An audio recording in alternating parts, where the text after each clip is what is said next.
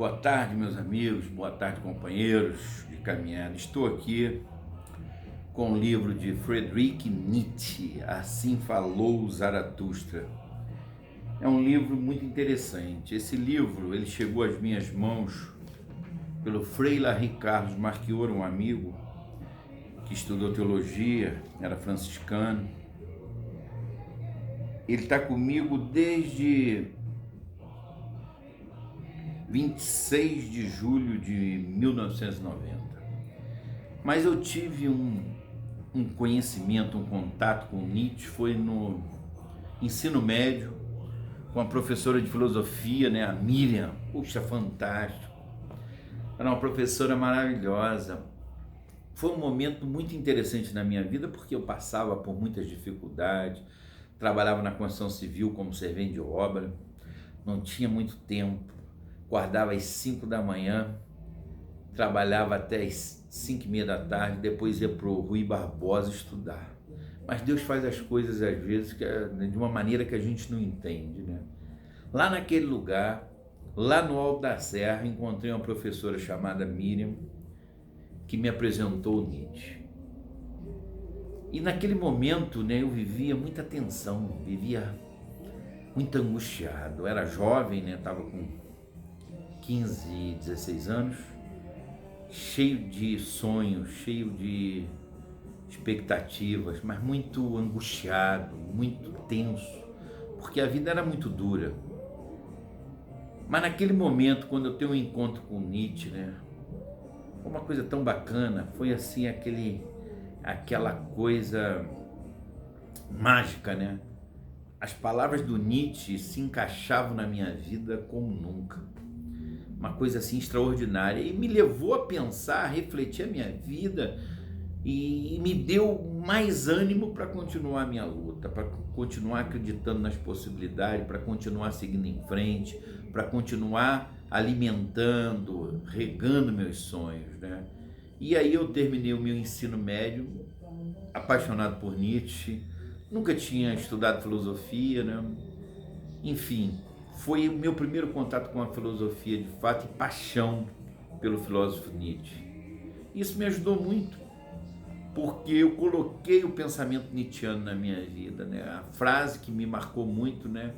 Em que ele diz que o homem é uma corda atada entre o animal e o além do homem, uma corda sobre o abismo, perigoso é a travessia, perigoso olhar para trás, perigoso é parar e cair. Poxa, quando isso aconteceu eu falei, meu Deus do céu, está falando comigo essa palavra fala comigo, aquilo mexeu com as minhas entranhas, aquilo mexeu lá dentro comigo, eu falei, meu Deus do céu, criou um vulcão dentro de mim, dizendo, eu preciso mudar minha vida, eu preciso construir os meus sonhos, eu não posso ser um cara paralisado, eu não posso ser um cara domesticado, eu não posso ser um cara estacionado, eu preciso ir atrás daquilo que eu acredito, da minha missão, do meu objetivo. E a partir dali, com a minha vontade que eu já tinha de vencer na vida, mais vontade eu tive e continuei estudando, até que em 1987 entrei para a Faculdade de Economia, onde eu tive um encontro com a realidade social, com a história, com a filosofia, com a matemática, enfim.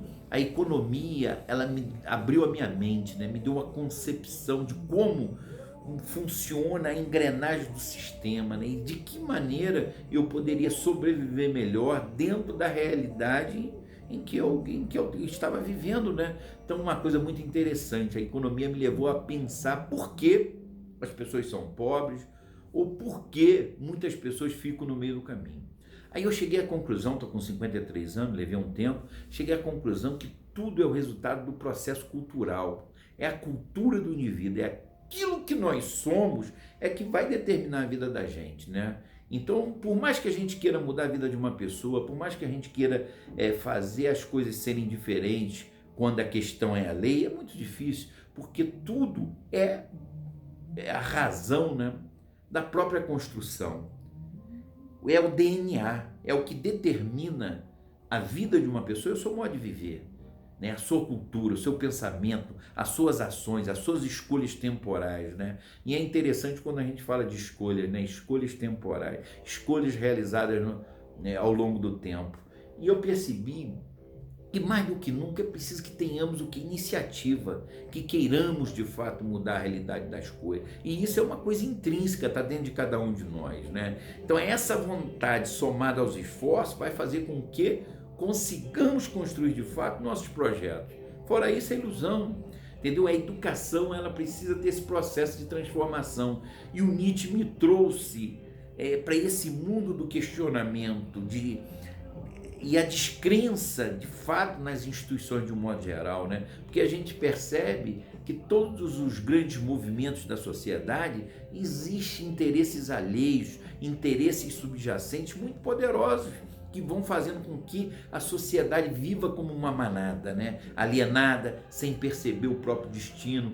Aí eu me lembro muito bem do ex-presidente do Uruguai, né? Muito interessante a fala dele, que é o José Mujica, em que ele diz assim: eu quero uma vida simples, eu quero uma vida sem muitas coisas, porque eu não posso gastar a minha vida inteira para obter coisas. Olha que profundidade é o pensamento do Mujica, quando ele diz o seguinte: para que eu vou viver comprando carros, casas, viver uma vida cara e eu tendo que trabalhar, dar todo o meu tempo para ter coisas ao meu redor, né? Se eu posso ter liberdade, né? Esse é o grande atributo da vida, é a liberdade. Eu sempre falo, o que eu tenho buscado na minha vida, o que eu acredito de fato é na liberdade, é você poder escolher o que você vai fazer com os seus dias. Eu passei uma vida inteira sem poder ler, então tudo que eu li foi muito El Passant, foi muito tipo assim, rascunhado. Eu não conseguia ter profundidade nas minhas leituras, porque eu não tinha tempo. Trabalhei 15 anos no comércio, no grupo Bico da Bota, quer dizer, passei uma vida o tempo todo lendo coisas ali, coisas acolá, mas nunca consegui me aprofundar de fato e construir um conhecimento mais consubstanciado, um background melhor, porque faltava tempo. Hoje eu falo, eu quero ler os clássicos, hoje eu quero ler Nietzsche com mais carinho. Por isso eu digo o seguinte: a única maneira de mudar e de transformar a realidade de cada um de nós, ou a realidade da sociedade, é quando a gente tem a concepção da realidade, quando a gente percebe a realidade e não aceita mais a realidade. A gente não quer viver mais essa realidade que nos atormenta. Quando eu tenho indignação com a realidade que eu vivo, aí eu começo a criar um processo de transformação dessa realidade. E na economia eu aprendi que você só consegue mudar a sua vida quando você consegue construir reservas, poupança, ou seja, gastar menos do que ganha. Se você ao longo da vida conseguir aplicar dinheiro com inteligência e qualidade, você tem muita chance de criar uma força de escape da força gravitacional da pobreza, né? Porque a pobreza ela tem vida própria. A pobreza ela tem um arcabouço que leva o indivíduo a pensar de maneira equivocada, e assim vai e a vida vai passando, né? E as pessoas às vezes casam, têm muitos filhos e acaba criando um peso, uma situação muito difícil de você romper. Essa força gravitacional da pobreza, ela é muito drástica, porque quando você não tem mais espaço, ou seja, não se forjou no processo educacional, não tem consciência da realidade, a coisa ela é muito complexa, é muito difícil você lutar contra aquilo que você não conhece ou contra aquilo que você aceitou. Então é preciso que haja, primeiro, reflexão, acima de tudo a busca do conhecimento, e a partir daí construir estratégias inteligentes para romper com a realidade das coisas. Caso contrário, a gente vai viver no olho do furacão o tempo todo, sempre vivendo na luta pela sobrevivência, sem paz. Quantas pessoas por esse mundo afora têm dificuldade de ter 3 refeições ao dia? Quantas pessoas vivem uma vida realmente drástica, uma vida baseada no trabalho, somente no trabalho pesado para ter o pão de cada dia? Então a concentração de renda no mundo ela é absurda, ela é algo assim medonho. Então a gente precisa fazer com que a nossa mente, o nosso comportamento estejam preparados para lutar contra toda essa onda, contra toda essa corrente de escravização, porque o homem, durante toda a sua vida, ele vive quase que como escravo, muito distante da liberdade, né? Porque a liberdade é um pássaro raro, poucos são aqueles que conseguem de fato dizer eu sou livre para escolher a hora que eu vou dormir, eu sou livre para escolher a hora que eu vou acordar, eu sou livre para escolher a hora que eu vou almoçar, entendeu? Ele sai daquele modelo escravocrata, mas para ele sair desse modelo é preciso pensar, e a gente volta lá no Nietzsche, que traz essa filosofia de rompimento, que traz essa filosofia de motivação, que traz essa revelação, dizendo que você não precisa viver uma vida ordinária,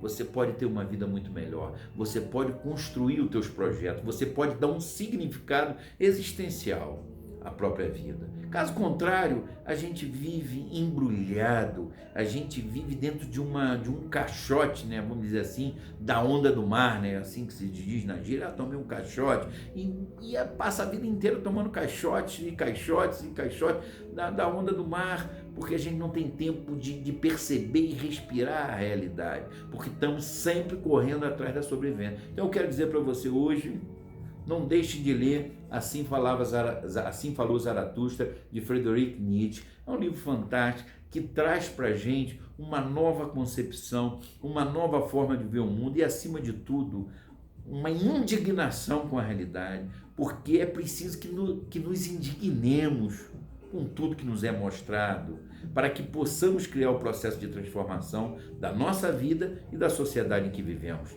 Muito obrigado, até o próximo vídeo.